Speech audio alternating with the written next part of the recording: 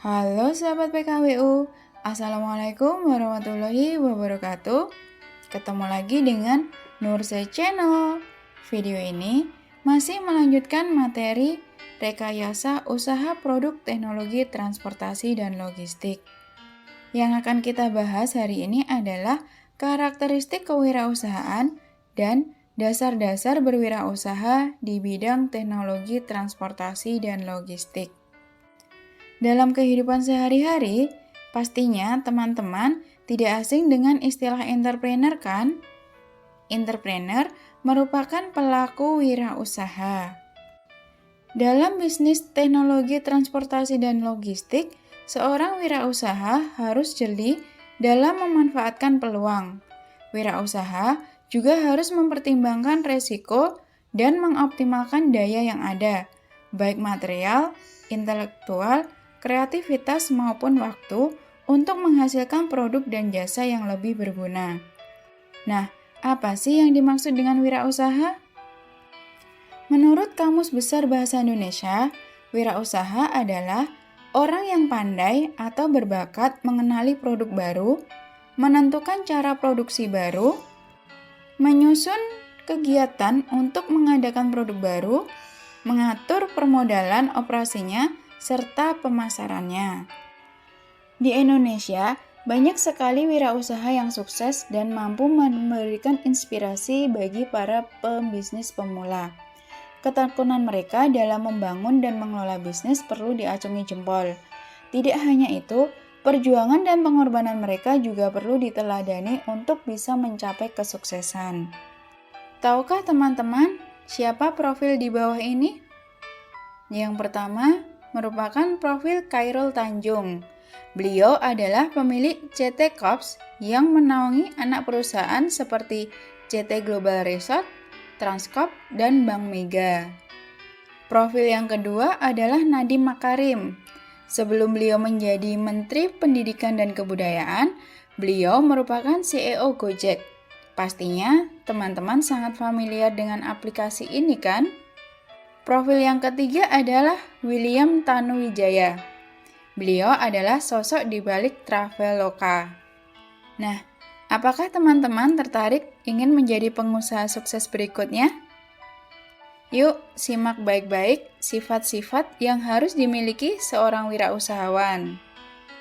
Seorang wirausahawan yang sukses harus memiliki sifat percaya diri, berorientasi tugas dan hasil, berani mengambil resiko, kepemimpinan, keaslian atau orisinal, berorientasi ke masa depan. Kita bahas satu persatu ya. Yang pertama adalah percaya diri.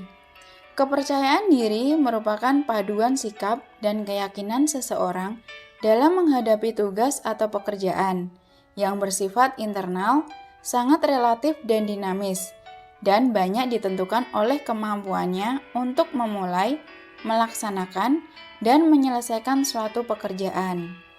Sifat yang kedua, berorientasi tugas dan hasil. Seseorang yang selalu mengutamakan tugas dan hasil adalah orang yang selalu mengutamakan nilai-nilai motif berprestasi, berorientasi pada laba, ketekunan, dan kerja keras. Sifat yang ketiga, berani mengambil resiko. Salah satu hal penting dalam memulai berbuat sesuatu yang baru adalah berani mengambil resiko untuk melakukan sesuatu yang belum pernah dilakukan sebelumnya. Inovasi atau kebaruan tidak akan muncul jika kita melakukan hal-hal yang sudah dilakukan oleh orang lain dan tidak berani melakukan hal-hal yang belum pernah kita lakukan. Selanjutnya, sikap yang keempat adalah kepemimpinan. Kepemimpinan adalah sikap yang dimiliki oleh seorang pemimpin, di antaranya memiliki visi yang jelas, memiliki integritas dan kejujuran, mampu berkomunikasi dengan baik, menjadi teladan, rendah hati, mau mendengar, mampu memotivasi orang lain untuk melakukan tugasnya, dan berlaku adil. Selanjutnya, sikap yang kelima adalah keaslian atau orisinal.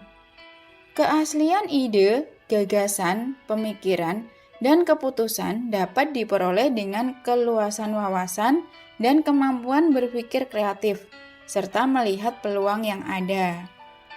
Sifat yang terakhir, berorientasi ke masa depan.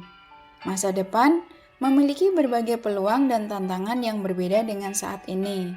Seorang wirausahawan harus berani melihat peluang dan tantangan tidak hanya di saat ini, melainkan juga di masa depan.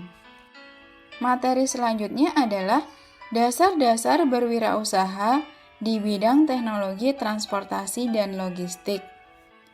Hal-hal yang harus diperhatikan dalam berwirausaha di bidang teknologi transportasi dan logistik antara lain: yang pertama, kebutuhan pasar produk teknologi transportasi dan logistik. Banyaknya perkantoran dan pemikiran yang maju dari masyarakat membuat kebutuhan akan produk teknologi transportasi dan logistik lebih meningkat. Perkantoran saat ini memfokuskan karyawannya pada pekerjaan, maka pihak perusahaan lebih memilih untuk menggunakan jasa transportasi dan logistik dalam mengantarkan atau mengambil barang yang dibutuhkan. Yang kedua, menganalisis peluang usaha produk teknologi transportasi dan logistik. Jika dicermati dewasa ini, banyak muncul yang disebut online shop atau toko online. Hal ini merupakan peluang yang besar bagi wirausaha transportasi dan logistik. Online shop merupakan sebuah tanda bahwa masyarakat Indonesia sudah menginginkan semua hal praktis. Belanja kebutuhan hanya dengan duduk santai di rumah dan barang belanjaan sudah sampai sendiri di rumah. Yang ketiga, menciptakan peluang usaha produk teknologi transportasi dan logistik. Adapun faktor-faktor yang dapat memunculkan peluang usaha produk teknologi transportasi dan logistik antara lain faktor internal dan faktor eksternal. Faktor internal adalah faktor yang berasal dari dalam diri seseorang sebagai subjek atau pengusaha. Faktor ini dipengaruhi oleh pengetahuan yang dimiliki, pengalaman dari individu itu sendiri, pengalaman saat ia melihat orang lain menyelesaikan masalah, dan intuisi yang merupakan pemikiran yang muncul dari individu itu sendiri. Sedangkan faktor eksternal merupakan hal-hal yang dihadapi seseorang dan merupakan objek untuk mendapatkan sebuah inspirasi usaha. Yang termasuk dalam faktor eksternal antara lain, masalah yang dihadapi dan belum terpecahkan, kesulitan yang dihadapi sehari-hari, kebutuhan yang belum terpenuhi baik untuk dirinya maupun untuk orang lain, dan pemikiran besar untuk menciptakan sesuatu yang baru. Memulai sesuatu yang baru pasti tidak mudah. Oleh karena itu, seorang wirausahawan harus berani mencoba dan mengambil resiko.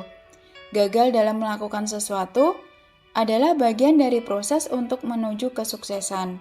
Kegagalan adalah kesuksesan yang tertunda. Jika teman-teman mencoba wirausaha dalam suatu bidang, lalu gagal, teman-teman tidak perlu berkecil hati dan putus asa.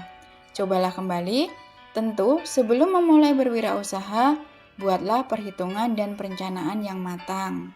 Sampai di sini dulu pembahasan kita hari ini. Insya Allah, kita lanjutkan di video berikutnya ya. Jika video ini bermanfaat, jangan lupa like, subscribe, komen, dan share ke teman yang lain. Terima kasih. Wassalamualaikum warahmatullahi wabarakatuh.